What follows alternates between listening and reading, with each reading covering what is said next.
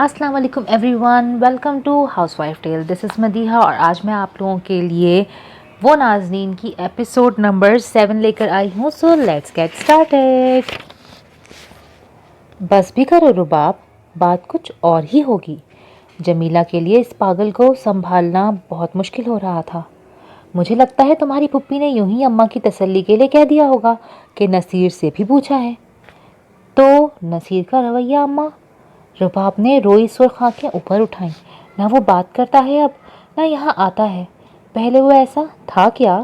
لالا کا ساتھ بھی نہیں دیا، ضروری کام کا بہانہ بنا کر وہیں بیٹھ گیا. پوچھو ذرا لالا سے، اکیلا جو ملایا ہے جبار چچا سے، تو کیا فون پر بھی حال چال پوچھا نصیر نے؟ نہیں نا. وہ پھر رونے لگ گئی. میں بات کروں نصیر سے؟ کیا کہیں گی؟ کہ نیلم کا رشتہ کیوں لے گئے تمہارے ماں باپ؟ وہ اپنی سرخ ناک رگڑتے ہوئے مسلسل سو کر رہی تھی. نصیر کے اس آخری عمل نے جو دھکا اسے دیا تھا، اس سے وہ بری طرح سے ٹوٹ گئی تھی. تم دونوں کا کوئی جھگڑا ہوا تھا رباب؟ کوئی ناراضگی یا پھر؟ کچھ بھی نہیں اماں، میں تو خود سوچ سوچ کر پاگل ہو گئی ہوں. بس اتنا پتا ہے کہ شبنم کی شادی کے بعد سے کچھ بھی ٹھیک نہیں رہا. شبنم کی شادی؟ جمیلہ زیر لب دہرانے لگی. اس میں تو واسع اور ذکی کا جھگڑا ہوا تھا. تو کیا ذکی نے اس کو ہماری طرف سے بدگمان کر دیا؟ لیکن ستارہ تو صاف سب کو بتا کر گئی تھی کہ واسع کا کوئی قصور نہیں. پھر؟ مجھے تو کچھ سمجھ نہیں آ رہا اماں، لیکن کوئی بات تو ضرور ہے. نصیر بتاتا نہیں، لیکن صاف سمجھ میں آتی ہے کہ پریشانی ہے کسی بات کی. تو کس سے پوچھیں؟ جمیلہ نے مایوسی بھری آہ بھری. آپ لالا کو بتائیں نا اماں کہ تمہاری وجہ سے ہم لیٹ ہو گئے. وہ اس وقت ہاں کہہ دیتا تو پہلے ہم زمرد کا رشتہ مانگ لیتے. وہ اپنے دھندوں میں کم پریشان ہے. کیا دھوکہ دیا جبار نے بھی. خود اولاد رکھتے بھی کیسے لوگ بے حس ہو جاتے ہیں. غریبوں گانے والا چھین کر انہیں نیند بھی کیسے آ جاتی ہے. جمیلہ کی ذہنی روح اب رباب سے پلٹ کر باقی طرف چلی گئی. ادھر رباب سوچتی نظروں سے ماں کو دیکھتے ابھی بھی اسی پہلے مدعے پر ہی ٹکی تھی. اسے شاید اپنے لیے اب آپ ہی خود سوچنا تھا کچھ. دریائے شوق کے پتھریلے کنارے پر دونوں ہاتھ سینے پر باندھے آج وہ نرم معتدل ہوا سے لطف اندوز ہونے نہیں بلکہ تنہائی کی تلاش میں آیا تھا. آفس میں آنے جانے والوں کی گہما گہمی، گھر میں دیگر معاملات کی انجام دہی ذہن یکسو کرنا ہی دشوار ہو گیا تھا، جبکہ وہ پچھلے کچھ دنوں سے مسلسل اور لگاتار چند سیدھے سیدھے جملوں کے مفہوم، ان کی گہرائی ناپنے میں غرق تھا. لیکن یہ استخراج بھی کوئی معنی خیز نتیجہ دینے میں ناکام ہی رہا تھا. جبار چچا نے اس سے کیس دائر کرنے کی بات کیوں کی؟ اور محض بات ہی نہیں کی، انداز صاف اکسانے والا تھا. وہ اسے کیس دائر کرنے پر آمادہ کر رہے تھے. اس نے تو مصالحت کی راہ اپناتے بنا کسی جھگڑے میں پڑے اپنے بابا اور چچا کے معاہدے کی حقیقت جاننی چاہی تھی. باغ مانگنے کی تو ایک بار بھی اس نے بات نہیں کی. پھر چچا کا اصرار، اور واسع نے رک کر سوچا. میں نے تو جواباً جرگے کی بات کی، وہ بھی گاؤں برادری کا نہیں، صرف اپنے خاندان والوں کا چھوٹا سا جرگہ. لیکن چاچا نے اس سے بھی گریز کیا تھا. تو آخر کیا ہے جرگے اور کیس کا فرق؟ نہیں، بلکہ یوں کہنا چاہیے کہ ان کا مفاد کس میں ہے، بلکہ اس کی ہار بھی، کیونکہ اس میں تو کوئی شک ہی نہیں کہ چاچا اسے شکست دینا چاہتے تھے. باغ پر وہ ڈٹائی سے قابض تھے اور قابض ہی رہنا چاہتے تھے. نہ کچھ خوف خدا تھا، نہ خاندان برادری میں اپنے وقار کی کچھ پرواہ. ان کے لیے پیسہ اہم تھا اور وقار نہیں، اور واسع کے لیے اپنے بابا کا سچ. تو اس سچ کو سامنے لانے کے لیے اسے اب کیا کرنا تھا؟ اور کچھ کیے بنا اب تو چارہ بھی نہیں تھا. باغ سے تو اب اسی صورت میں دستبردار ہونا تھا جب چچا کا جھوٹ اور اس کے بابا کا سچ دنیا پر کھل نہیں جاتا. اس دوپہر دریائے شوق کے کنارے لگاتار اس ایک مسئلے کی گتھیاں سلجھاتے ہوئے اس نے 2 گھنٹے صرف کر دیے تھے، اور اب دامن جھاڑ کر وہاں سے اٹھتے. عبدالواسع کے لبوں پر بڑی آسودہ مسکراہٹ تھی. بظاہر بہت سامنے کی بات اسے بڑی دیر میں سمجھ آئی تھی. یہ قصور بھی آپ کی ناتجربہ کاری کا ہے وکیل صاحب. اس نے آپ اپنا مضحکہ اڑایا کہ حقیقی معنوں میں جمعہ 8 دن بھی نہیں ہوئے تھے اس میدان میں قدم رکھے، تو اتنی ذہنی تھکان تو جائز تھی. گھر جانے کی راہ میں اب الجھی سوچوں کی بھاری زنجیریں ساتھ نہیں بندھی تھیں. گتھی کا سلجھ جانا ہی مسائل حل کرنے کا پہلا سرا ہوتا ہے. واپسی کے قدموں میں اب ایک پھرتی اور توانائی نظر آتی تھی. چچا نے اسے کیس کرنے پر یوں ہی نہیں اکسایا تھا. واسع کے لیے اب ان کا مفاد اور اپنا نقصان سمجھنا آسان ہو گیا تھا، اور الجھن ختم ہونے پر یہ فیصلہ کرنا بھی آسان ہو گیا کہ کیس اسے کرنا ہی نہیں ہے. اسے تو بس جرگہ بلانا ہے، وہ بھی جلد از جلد۔ اور یہ بلاوا اس پہلے بلاوے جیسا نہیں تھا جب وہ اپنوں کا ساتھ چاہ رہا تھا۔ یہ خاندانی جرگہ کسی بھی اہم مسئلے پر بات کرنے کے لیے کبھی بھی کوئی بھی اکٹھا کر سکتا تھا۔ اس میں خاندان کے تمام بڑوں کی موجودگی لازمی ہوتی تھی۔ ایسے جرگوں میں سبھی فریقین غیر جانبدار ہو کر معاملے کو دیکھتے اور اس پر اپنا فیصلہ دیتے تھے۔ ثبوت اور گواہ بھی یہاں ہوتے ہی تھے، البتہ حتمی فیصلہ نہ ہو سکنے کی صورت میں قرآن کو گواہ بنایا جاتا تھا۔ پشمینہ اور نازنین چھت سے اتری تو سیف لالا اور نغمہ بھابھی برآمدے میں کھڑے دکھائی دیے۔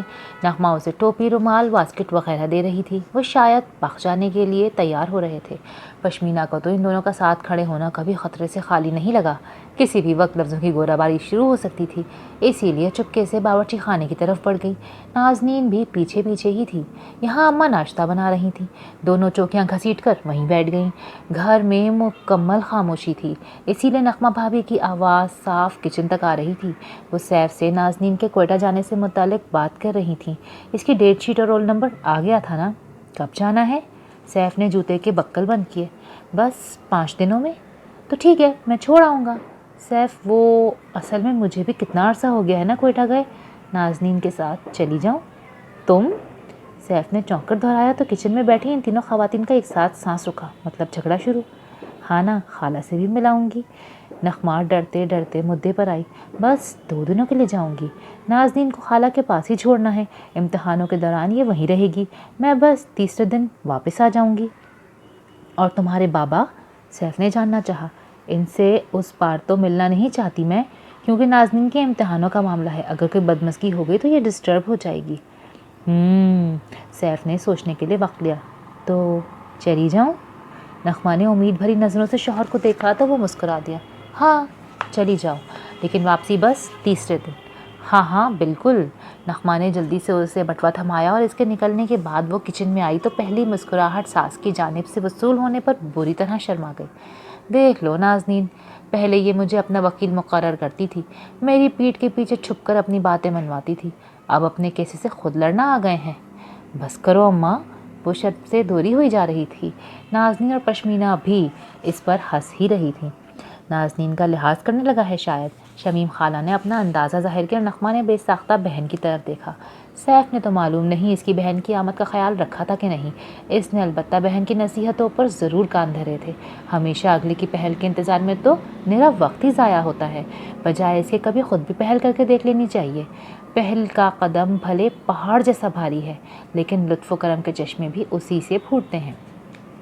اللہ پاک گھر کے ماحول کو ہنستا بستا رکھے۔ بزرگ یوں ہی تو نہیں کہہ گئے کہ جتنا گڑ ڈالو گے اتنا ہی میٹھا ملے گا۔ لہجہ نرم رکھنے میں ہی بندے کی بھلائی ہوتی ہے۔ زبان کی دھار تیز ہوگی تو رشتے نرے قطع ہی ہوں گے۔ میرا تو دل چاہ رہا تھا پشمینہ کو بھی ساتھ لے چلتے۔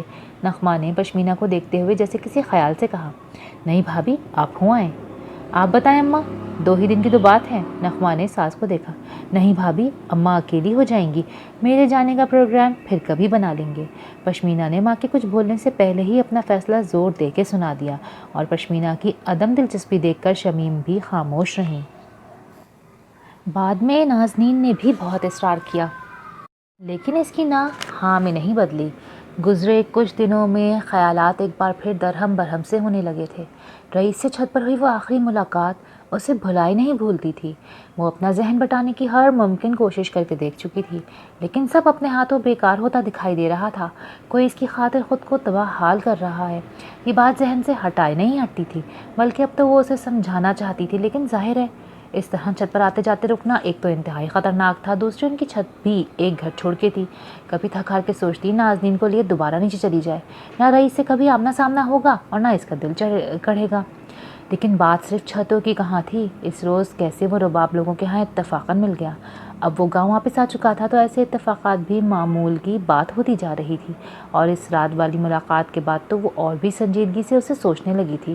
سگریٹ پی پی کر وہ اپنی جان جلا رہا تھا، لوگوں کے تانوں سے ایک بار پھر اپنا سینہ چھلنی ہوتے دیکھ رہا تھا۔ نہ جانے وہ اتنا حساس کیوں تھا؟ کبھی کبھی ڈھیٹ بن کر جی لینے میں کیا حرج ہوتا ہے؟ ہر طرف سے کان لپیٹ لینا بھی کتنا آسان حل ہے، لیکن رئیس کے لیے یہ ممکن نہیں تھا۔ پشمینہ نے تھک ہار کر سوچا، اور سوچتے سوچتے اسے ایک راہ سوجھی تھی۔ بڑے دنوں سے وہ سائڈ ٹیبل پر بیکار پڑے نازنین کے موبائل کو سوچتی نظروں سے دیکھتے اس نتیجے پر پہنچی تھی کہ رئیس کو سمجھانے کے لیے اسے فون کا سہارا لینا چاہیے، لیکن اسے رئیس کا نمبر معلوم نہیں تھا اور موقع پا کر بابا اور سیف لالا کے موبائلز چیک کرنے پر بھی وہ نمبر نہیں ملا، کیونکہ ظاہر ہے ان لوگوں سے تعلقات تو تھے ہی نہیں، تو نمبر بھی کسی کے پاس نہیں تھا۔ بہت سوچنے پر رباب کا خیال آیا اور اس سے سلائی کڑھائی سیکھنے کے دوران پشمینہ نے ایک دن خود ہی موبائل سے نمبر نکال لیا۔ میں تمہارا موبائل استعمال کر لوں نازنین؟ پشمینہ نے اجازت طلب نظروں سے نازنین کو دیکھا تو وہ ہنس پڑی۔ پوچھنے کی کیا بات ہے پاگل، لے لیا کرو۔ اچھا، پشمینہ نے گھبراہٹ سے تھوک نکلا۔ ہاں بھائی، میرے اب کس کام کا، اصل میں تو تھا ہی امی کا، ان کے بعد میرے پاس آ گیا تو بس باجی یا کبھی کبھار خالہ سے بات کرنے کے لیے استعمال کر لیتی تھی، اور اب تو باجی کے پاس ہی ہوں نا، ضرورت ہی نہیں پڑتی۔ وہ کتاب میں انگلی دے کر نرمی اور فرصت سے وضاحت دینے لگی، اور یہ تو پشمینہ بھی دیکھ چکی تھی کہ نازنین کبھی اپنے موبائل پر مصروف نظر نہیں آتی تھی، سارا دن وہ چھت پر بیکار پڑا رہتا۔ پشمینہ نے ہی باری کو پیسے دے کر اس میں رقم ڈلوائی، دھڑکتے دل اور کانپتے ہاتھوں سے رئیس کا نمبر ڈائل کرتے ہوئے اس شام چھت کے برآمدے میں بیٹھے اس نے پہلی بار کال ملائی۔ نازنین اندر کمرے میں پڑھنے میں مصروف تھی۔ ہیلو، رئیس نے ہیلو کہا تو پشمینہ نے ڈر کے مارے اپنی آنکھیں میچ لیں۔ جانے انجانے میں وہ ایک بہت بڑا قدم اٹھا چکی تھی اور اب پیچھے ہٹنا شاید ممکن نہیں تھا۔ بڑی مشکل سے سانس درست کر کے ہمت پیدا کی۔ میں پشمینہ، وہ بے ساختہ کہتے کہتے رک گیا۔ معلوم نہیں پاس کون تھا۔ کچھ دیر کے لیے مکمل خاموشی چھا گئی تھی اور ذرا دیر کے بعد رئیس کی آواز دوبارہ سنائی دی۔ پشمینہ تم؟ مجھے یقین ہی نہیں آ رہا۔ وہ سیڑھیاں چڑھ کر چھت پر آیا۔ آرام سے بات کرنے کے لیے یہ مناسب جگہ تھی۔ اس نے بیٹھنے کے لیے کرسی گھسیٹی، ادھر پشمینہ برآمدے کے ستون سے ٹیک لگائے خود بھی پرسکون ماحول میں بیٹھی تھی۔ یہاں سے ایک دوسرے کی چھتیں دکھائی نہیں دیتی تھیں۔ اب یہ نہ کہنا ایک کام سے فون کیا ہے، رئیس نے گویا التجا کی اور پشمینہ کو ہنسی آ گئی۔ اور کیوں نہ کہوں بھائی، کچھ دیر تو خوش ہو لینے دو۔ وہ بھی مسکرایا۔ تو پھر وہ کام، پشمینہ نے چھیڑا، پھر کبھی کہہ دینا، اور تمہیں تو یہ بھی پتا ہوگا کہ میرا وہ کام کیا ہے۔ پشمینہ اپنی کال کو نارمل لیے جانے پر اب جیسے خود بھی کچھ سکون کی حالت میں آ گئی تھی۔ سگریٹ پینا چھوڑ دوں نا تاکہ تمہاری پتلی گردن قیامت میں کسی کے ہاتھ نہ آئے۔ وہ بڑے دل سے بہت اندر سے ہنس رہا تھا۔ پشمینہ کی پلکیں خوشی سے بھیگ گئیں۔ وہ اب کہاں ہنستا تھا؟ نہیں، لیکن میں یہ چاہتی ہوں کہ تم یہ مرنے کی باتیں چھوڑ دو، کوئی زندگی کی طرف لے کر تو آئے۔ اس نے یک لخت سنجیدہ آہ بھری۔ میں کچھ کہوں رئیس؟ کہو، تمہیں ہی تو سن رہا ہوں۔ تم کہیں جاب وغیرہ کی کوشش کرو، خود کو مصروف رکھو۔ تو یہ تھا وہ ضروری کام؟ ہاں یہی تھا۔ تو اب تم بگڑو گے اس بات پر؟ وہ خفا ہونے لگی۔ نہیں، وہ کچھ دیر کے لیے مکمل خاموش ہو گیا۔ تم سے سچ مچ کوئی گلہ نہیں، تمہاری باتیں بھی صحیح ہیں، دل چاہتا ہے میں بھی تمہارے جیسا بن جاؤں، حقیقت پسند، سمجھدار۔ میرے سمجھانے کا اثر ہوتا ہے تم پر؟ وہ یقین چاہ رہی تھی۔ ہاں، چھت پر تمہاری راہ دیکھنا چھوڑ دیا ہے۔ سگریٹ تم نے منع نہیں کی تھی، اس لیے اگلے دن دوسری ڈبیا خرید لی۔ اچھا، تو اب منع کروں گی تو چھوڑ دو گے؟ وہ مسکرا دی تھی اس کی بات پر۔ پتہ نہیں، اب تک تو چھوڑ کر دیکھی ہی نہیں۔ کتنے سگریٹ پی لیتے ہو دن میں؟ پشمینہ ایک دم سنجیدہ ہوئی۔ یہ ذہنی روح مکمل طور پر پلٹ چکی تھی۔ یہ بھی کبھی نہیں گنا۔ اس نے کندھے اچکائے، وہ واقعی نہیں جانتا تھا۔ اچھا، تو کل صبح سے رات تک گن کر حساب رکھنا، میں کل دوبارہ پوچھوں گی۔ تو پھر اس سے کیا ہوگا؟ وہ واقعی نہیں سمجھا۔ آہستہ آہستہ تعداد کم کر دیں گے۔ اس نے ہنس کر لطف اٹھایا۔ بڑی سیانی ہوں، یعنی میری کنڈیشن کا بھی احساس ہے اور ایڈکشن کا بھی۔ زبردستی کسی کام میں اچھی نہیں ہوتی نا، سختی اور پابندی زیادہ اس جانب کھینچتی ہے۔ ٹھیک ہے، وہ بھی قائل ہو گیا۔ اچھا، بند کرتی ہوں رئیس، کل انشاءاللہ پھر کال کروں گی۔ پشمینہ اجازت لیتے فوراً وہاں سے اٹھ گئی۔ میں انتظار کروں گا، وہ اس نے کہا، اور پھر لمبی بات نہ ہونے کے اوپر بھی فون بند کر دیا۔ ستون سے ہٹ کر اندر آئی تو نازنین آنکھوں کے سامنے کتاب لگائے جمائیاں لے رہی تھی۔ اتنی نیند آ رہی ہے تو سو کیوں نہیں جاتی؟ پشمینہ نے مسکراتے ہوئے موبائل میز پر رکھ دیا۔ لائٹ آف کر دوں؟ نہیں، کچھ دیر اور پڑھوں گی۔ اچھا چلو پھر میں بھی ناول پورا کر لوں، دوپہر کو شروع کیا تھا۔ اس نے ڈائجسٹ اٹھا لیا اور نازنین نے ایک خاموش سنجیدہ نظر پشمینہ پر ڈال کر کچھ سوچا، پھر توجہ کتاب کی طرف مبذول کر دی۔ دراصل پشمینہ کی طبیعت اور مزاج سے واقفیت کی بنا پر اس کا یہی اندازہ تھا کہ وہ دروازے سے ہی اس کال کی باتیں کرتی ہوئی آئے گی، لیکن چپکے سے موبائل رکھ کر بالکل الگ موضوع پر بات کر کے اس کا گریز صاف ظاہر ہوا تھا، اور گریز بلا وجہ نہیں ہوا کرتے۔ لیکن نازنین یہ بات محض سوچ کر رہ گئی۔ سوال کر کے بلا وجہ پرسنل ہونا مناسب نہیں تھا، اسی لیے بغیر کچھ جتائے پڑھائی میں مصروف ہو گئی۔ دن بہت مصروف اور تھکا دینے والا تھا۔ پچھلے چند دنوں سے اللہ کا کرم کچھ ایسا ہوا تھا کہ اسے روز کے حساب سے باقاعدہ کیسز ملنے لگ گئے تھے۔ دن مختلف لوگوں سے ملنے ملانے، کیس کو اسٹڈی کر کے اس کے حل پر کام کرنے میں گزر جاتا۔ آج البتہ اس نے اکا جان کے ڈیرے پر جا کر جرگہ بلانے کی بات کر لی تھی۔ خاندان میں اس وقت اکا جان ہی سب سے بڑے تھے اور خاندانی جرگے کے مشیر بھی، اور اب باقیوں کو مطلع کر کے واسع کو دن اور وقت سے آگاہ کرنا بھی انہی کی ذمہ داری تھی۔ جمیلہ نے کھانا اس کے سامنے رکھا اور خود بھی فرصت سے پاس ہی بیٹھ گئیں۔ واسع نے انہیں اکا جان سے ملنے اور جرگہ طلب کرنے کے بارے میں بتا کر دعا مانگنے کو کہا۔ اللہ پاک سب اچھا کرے گا واسع، وہ اوپر والا تمہاری محنت اور جذبات دیکھ رہا ہے نا۔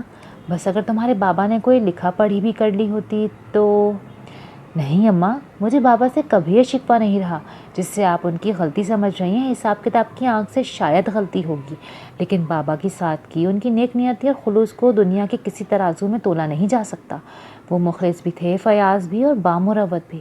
وہ پرانے خیالات کے آدمی تھے، سگے بھائی سے ثبوت لکھوا کر خون کے رشتے کو شرمندہ نہیں کرنا چاہتے ہوں گے۔ جانتے وہ بھی تھے کہ دستاویز کتنی اہم ہوا کرتی ہے، لیکن ان کے لیے اس مشکل گھڑی میں بھائی محسن تھا، اور وہ محسن سے ثبوت طلب کر کے خود اپنی نظروں میں نادم ہو جاتے۔ کوئی چاہے کچھ بھی کہے، میں جانتا ہوں بابا صحیح تھے۔ تم قانون بڑھ کر بھی سچے جذبے اور خلوص کو ثبوت پر اہمیت دے رہے ہو۔ اپنی کامیابی کے لیے پر یقین رہنا میرے بچے۔ جمیلہ کی آنکھیں نم ہو گئیں۔ مجھے بھی یقین ہے اماں، کیونکہ میں اپنا حق لینے کی نہیں بلکہ جھوٹ اور سچ کا چہرہ دنیا پر عیاں کرنے کی راہ پر ہوں۔ تو کب بلایا ہے جرگہ؟ یہ تو نہیں بتایا، کہہ رہے تھے اسی جمعرات جمعے تک ممکن ہو جائے گا۔ اصل میں مجھے تم سے ایک اور بات بھی کہنی تھی۔ پہلے ہی مجھے لگتا ہے ہم نے دیر کر دی۔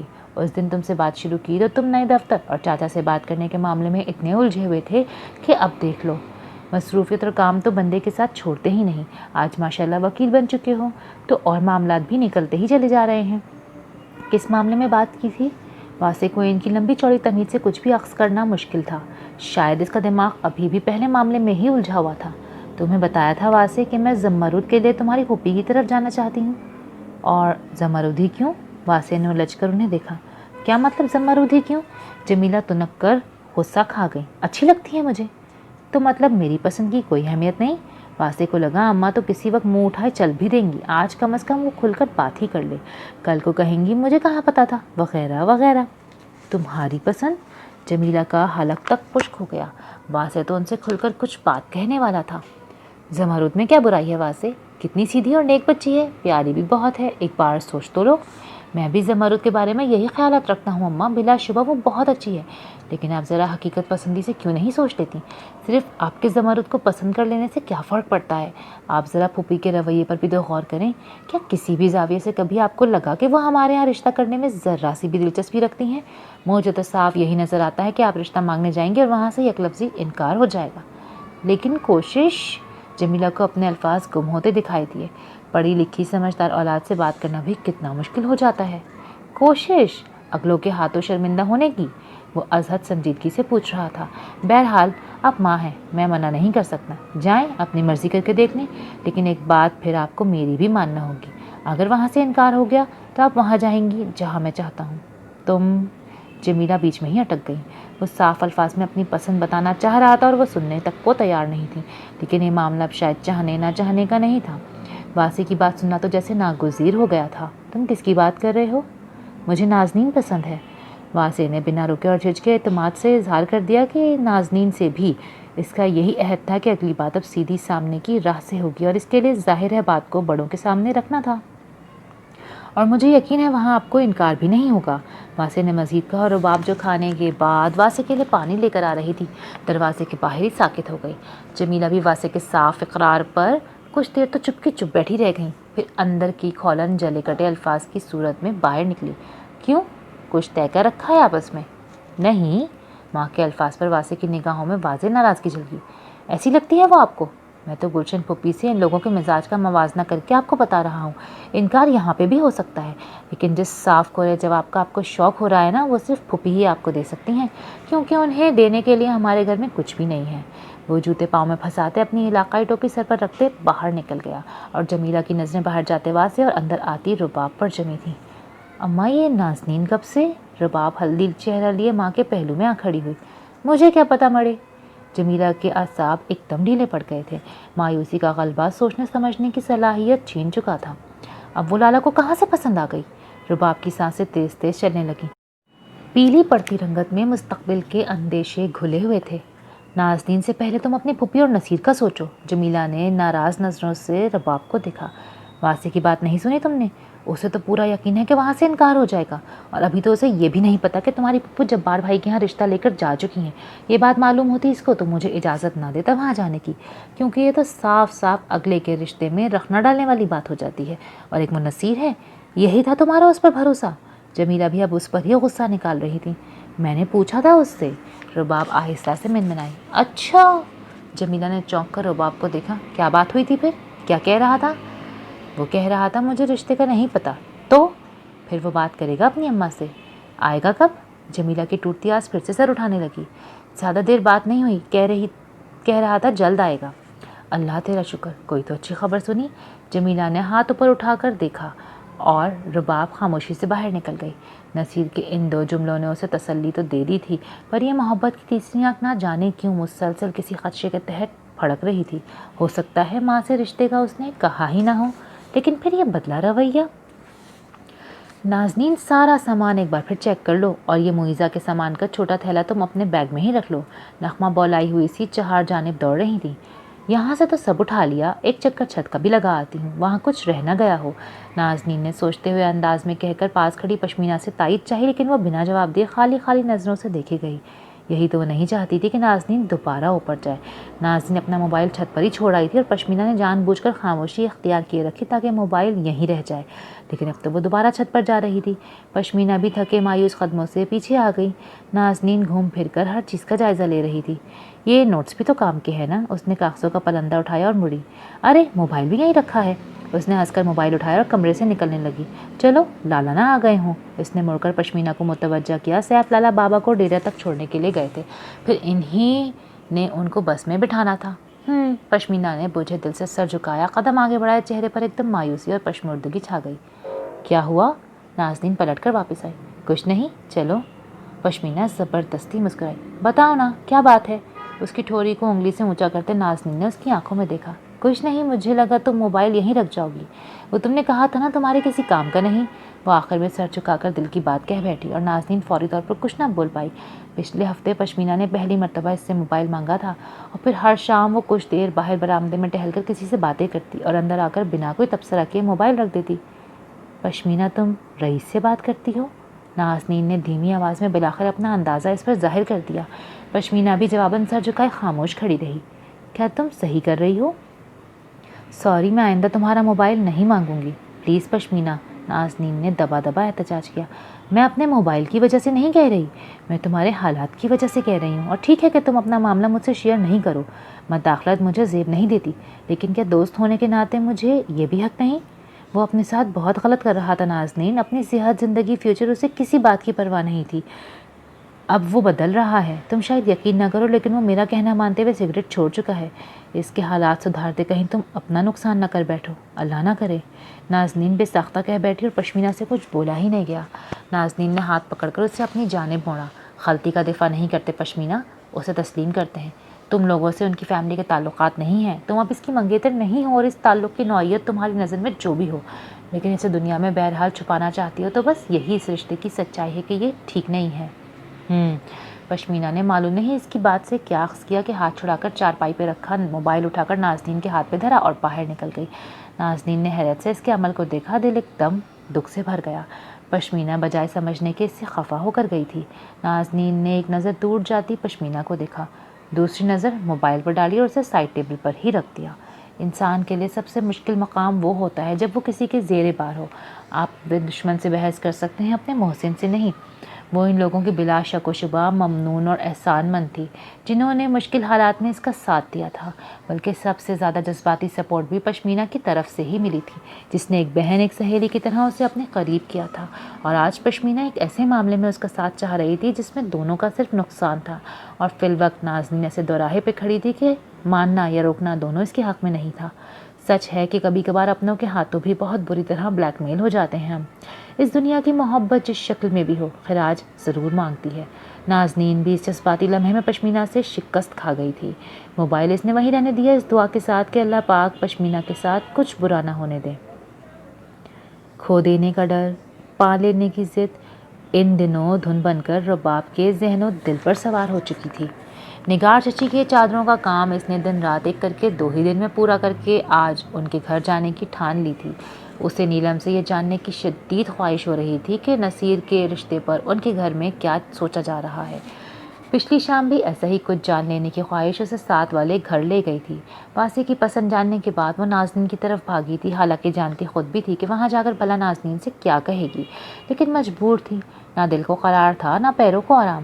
البتہ وہاں جا کر معلوم ہوا کہ نازنین تو امتحان دینے کوئٹہ چلی گئی ہے اور قریب 2 ہفتوں بعد اس کی واپسی ہوگی۔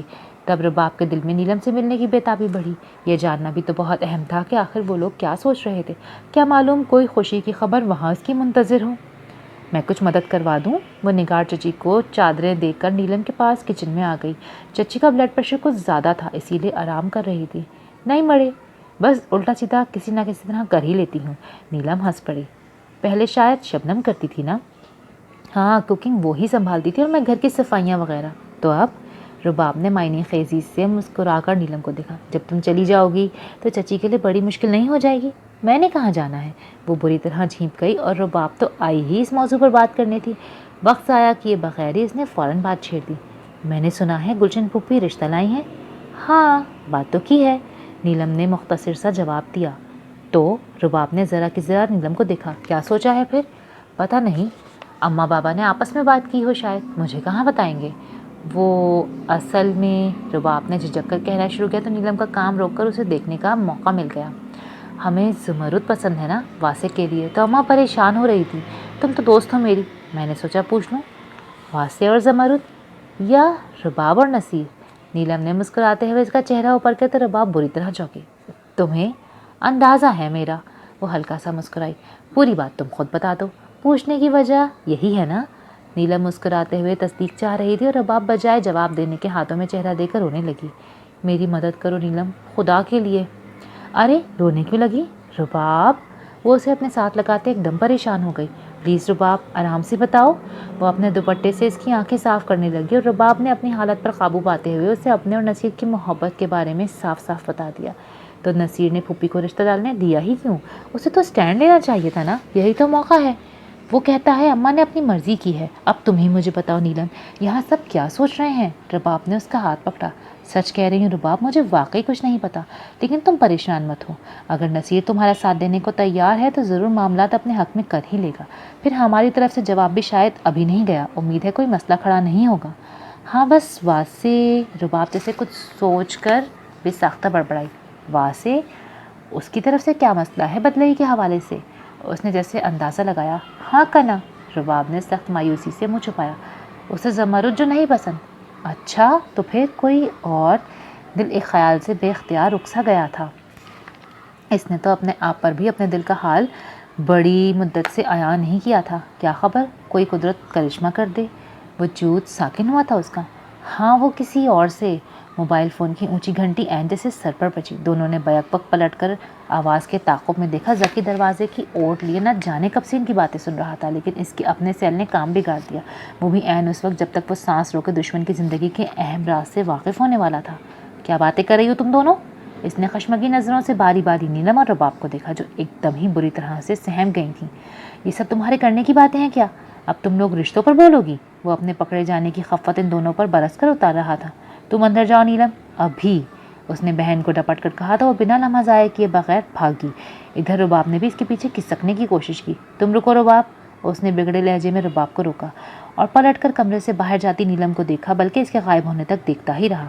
پھر مڑ کر رباب کی طرف دیکھا اور نرم مسکراہٹ لیے اس سے کہا، گھبراؤ نہیں۔ نیلم کے سامنے غصہ کر رہا تھا۔ بھائی تم تو بہن ہو میری، بتاؤ کیا پریشانی ہے؟ کچھ نہیں ذکی، مجھے واقعی نیلم سے ایسی باتیں نہیں پوچھنی چاہیے تھیں، معافی چاہتی ہوں۔ تم سمجھی نہیں پاگل، ادھر دیکھو۔ وہ ہنوز مسکرا رہا تھا اور رباب نے شکی نظروں سے اسے دیکھا۔ ذکی کا میٹھا لہجہ کچھ ہضم نہیں ہو رہا تھا۔ تم جس سے مدد مانگ رہی تھی نا، وہ تمہارے کسی کام نہیں آ سکتی۔ ہمارے ہاں فیصلے مرد ہی کرتے ہیں۔ اس گھر میں تمہارے کام اگر کوئی آ سکتا ہے تو وہ صرف میں ہوں۔ لیکن تم میری مدد کیوں کرو گے؟ رباب نے دھڑکتا دل لیے صاف کوئی سے پوچھا۔ ایک بار کہہ کے تو دیکھو، پتہ نہیں تم کس کے کہنے پر مجھ سے اتنی بدگمان ہو۔ میں تو تمہیں نیلم اور شبنم کی طرح ہی اپنی بہن سمجھتا ہوں، لیکن تم میری مدد کیسے کر سکتے ہو؟ رباب پوری طرح بے یقین تھی، البتہ اندر ہی اندر ایک خیال پنپنے لگا کہ ذکی کا اس کی اور نیلم کی باتیں سننے نہ کہیں قدرت کی کوئی مدد ہی نہ ہو۔ بالکل کر سکتا ہوں، لیکن پہلے مجھے پوری بات تو پتہ ہو۔ بس یہی ہے پوری بات جو نیلم کو بتائی۔ وہ اب اس کے سامنے اپنا اور نصیر کا نام تو نہیں لے سکتی تھی۔ ذکی نے ایک نظر غور سے اسے دیکھتے کچھ سوچا۔ اور واسے کی پسند؟ اسے تو اس سارے معاملے میں بس اسی ایک بات سے دلچسپی تھی، لیکن وہ رباب پر ظاہر نہیں کر سکتا تھا، اسی لیے انداز ذرا سرسری رکھا۔ ذہن البتہ مسلسل کچھ سوچنے لگا تھا۔ وہ اسے زمرد نہیں پسند، بس اتنا پتہ ہے مجھے۔ رباب کو دل میں سخت پشیمانی ہوئی کہ یہ موضوع اس نے نیلم سے چھیڑا ہی کیوں۔ لیکن تم تو کچھ اور بھی کہہ رہی تھی۔ مجھے زیادہ نہیں پتا۔ رباب بنا اس کی طرف دیکھے تیزی سے سائڈ سے نکل گئی اور ذکی نے اس کی عجلت کو سخت غصے سے چپ چاپ برداشت کیا۔ بھاگ کے دیکھ لو رباب بی بی، کام تو دوبارہ تمہیں ذکی سے ہی پڑھنا ہے، وہ بھی بہت جلد۔ اکا جان نے جمعے کی نماز کے بعد سپہر کو اپنے ڈیرے پر ہی جرگہ بلا لیا تھا۔ واسے نے سب کی موجودگی میں اطلاع دینے کے انداز میں جبار چچا کو بتا دیا کہ وہ اپنے بابا کے ان سے کیے گئے معاہدے کی تفصیل جاننا چاہتا ہے اور کسی عدالتی کارروائی کا کوئی ارادہ نہیں رکھتا، کیونکہ ایک باغ کی خاطر وہ آپس کے مضبوط رشتوں میں کسی قسم کی دوری اور دراڑ نہیں چاہتا۔ سب کی موجودگی میں سیدھے سبھاؤ اپنے واضح موقف کو مزید واضح کرنا قبیلوں کی روایات میں شامل تھا۔ اس طریقے سے باہمی تنازعات کو فہم و فراست اور خاندانی علاقے کی روایات کو مد نظر رکھتے ہوئے حل کرنا آسان ہو جاتا۔ واسے نے یہاں جب اپنی اور جبار چچا کی پچھلی ملاقات کا ذکر نہیں کیا تو وہ بھی خاموش ہی رہے، کیونکہ وہ ملاقات جبار چچا کے خیالات جاننے کی ایک کوشش تھی کل کو، تاکہ وہ یہ نہ کہہ سکیں کہ تم تو میرے پاس باغ مانگنے آئے ہی نہیں تھے تو میں کیسے دے دیتا۔ اور اب جب جبار چچا کی باری تھی واسے کا موقف سننے کی، اپنی بات کرنے کی، وہ یقیناً اب جرگے میں وہی پیپر دکھانے والے تھے جس کے متعلق وہ گزشتہ ملاقات میں بتا چکے تھے۔ واسے کے ذہن میں یہی تھا کہ چچا نے ضرور کوئی جعلی دستاویز تیار کروا لی ہوں گی۔ عدالت میں ایسی نقلی ثبوت کا آنا معمول کی بات تھی۔ زیادہ تر تو ایسے جعلی پیپرز عدالت میں غلط ثابت ہو جانے پر جھٹلا دیے جاتے تھے اور پھر جرمانوں اور سزاؤں پر بات آ جاتی، لیکن جرگوں کے طور طریقے عدالت سے قدرے مختلف تھے۔ یہاں اگر کوئی معاملہ تنازع میں ہو جاتا یا پھر گواہوں اور ثبوتوں کی عدم دستیابی یا ان میں شکوک پائے جانے کی صورت میں معاملے کی سچ اور جھوٹ کی کسوٹی پر پرکھنا ہوتا تو اس کے لیے باوضو ہو کر کلام پاک پر ہاتھ رکھ کے قسم کھائی جاتی، اور وہ بھی یہ کہہ کر کہ اگر جھوٹی قسم کھائی تو اس کا اپنی بیوی سے نکاح باقی نہ رہے۔ زیادہ تر بڑے اور سنجیدہ نوعیت کے معاملات اس طریقے سے حل کیے جاتے اور زیادہ تر خوش اسلوبی سے حق سچ کے ساتھ انجام کو پہنچ جاتے۔ واسے کو یقین تھا کہ چاچا جب جعلی کاغذ دکھائیں گے تو وہ اپنی اہلیت کو کام میں لاتے ہوئے فوراً اس کاغذ کی خامیوں اور کجیوں کو پالے گا اور ان کی نشاندہی بھی جرگے میں سب کے سامنے کر دے گا۔ تب جرگے کے ممبران کا فرض بن جائے گا کہ وہ جھوٹ سچ کو پرکھنے کے لیے جبار چچا سے قسم کھلوائیں، اور یہ تو تقریباً ناممکن تھا کہ قرآن پاک پر ہاتھ رکھے ہوئے جھوٹی قسم کھاتے۔ یوں فیصلہ بڑی آسانی سے طے پا جاتا، اور ایسی صورت میں تو ظاہر ہے کہ جبار چچا کے لیے بھی یہ مانے بغیر چارہ نہ ہوتا کہ دستاویز جعلی ہے۔ دوسری صورت میں اس خاندانی جرگے کو بلانے کی یہ وجہ بھی تھی کہ وہ گاؤں برادری کے بڑے جرگے میں اپنے چچا کی پگڑی اچھالنا ہرگز نہیں چاہتا تھا، چاہے انہوں نے ان سب سے جیسا بھی سلوک رکھا ہو۔ بہرحال واسے کے لیے وہ اس کے باپ کی جگہ تھے، بھرے پورے مجمع میں وہ ان کی سبکی کا باعث نہیں بننا چاہتا تھا۔ اپنے خاندانی جرگے کی بات البتہ الگ تھی، یہاں تو پہلے ہی سب کو صاف دکھائی دے رہا تھا کہ کون کس کے ساتھ کیا زیادتی کر رہا ہے، بلکہ دیکھا جائے تو اس جرگے کے لانے کی نوبت بھی جبار چچا کی وجہ سے ہی آئی تھی، کیونکہ واسے سے اپنی تنہائی کی ملاقات کو وہ کسی خاطر میں ہی نہیں لائے تھے۔ آپ کچھ بولے کیوں نہیں لالا؟ اسفند رئیس اور وہ جرگہ ختم ہونے کے بعد ڈیرے سے نکل کر پیدل گھروں کے لیے روانہ ہوئے تو دروازے کے باہر رک گئے۔ واسے تب سے بالکل خاموش تھا۔ میرا تو سر چکرا گیا جبار چچا کی بات سن کر۔ رئیس نے حقیقتاً ایک جھرجھری لی تو واسے نے چونک کر رئیس کو دیکھا۔ رئیس کے لبوں پر عین اس کے دل کی ترجمانی تھی، وہ بھی صحیح معنوں میں چاچا کی بات سن کر چکرا سا گیا تھا۔ چاچا کی آج کی بات کو شاید وہ یو ٹرن کا نام دے سکتا تھا، لیکن نہیں، واسے نے خود اپنی ہی سوچ پر نفی میں سر جھٹک دیا۔ چچا نے اس کے ساتھ آج جرگے میں جو بھی کیا وہ یو ٹرن سے کہیں زیادہ آگے کی بات تھی۔ آپ نے ہمیں بولنے بھی نہیں دیا لالا، ہم دونوں گواہ ہیں، انہوں نے عدالتی کاغذ کی بات کی تھی، لیکن اب رئیس نے لب چباتے تعصب سے آج کی ان باتوں کو سوچا جو بڑی دیر سے واسے کا چین سکون غارت کر رہی تھیں۔ چرکا تو بڑی دیر ہوئی برخاست ہو چکا تھا، لیکن وہاں ہوئی باتیں اب تک واسے کے کانوں میں گونج رہی تھیں۔ جبار چچا سے اس کی پچھلی ملاقات کو محض 5 دن ہی گزرے تھے، اور انہی 5 دنوں کے دوران جو ہی انہیں واسے کے جرگے کے طلب کرنے کی بات پتہ چلی، انہوں نے معاملے کو کیا سے کیا بنا دیا۔ واسے صرف چکرایا ہی نہیں تھا، بلکہ انتہا درجے کا مایوس اور نا امید بھی ہو گیا تھا۔ آج اپنے حق کی بات کرنے پر اسے کیا کہا گیا تھا؟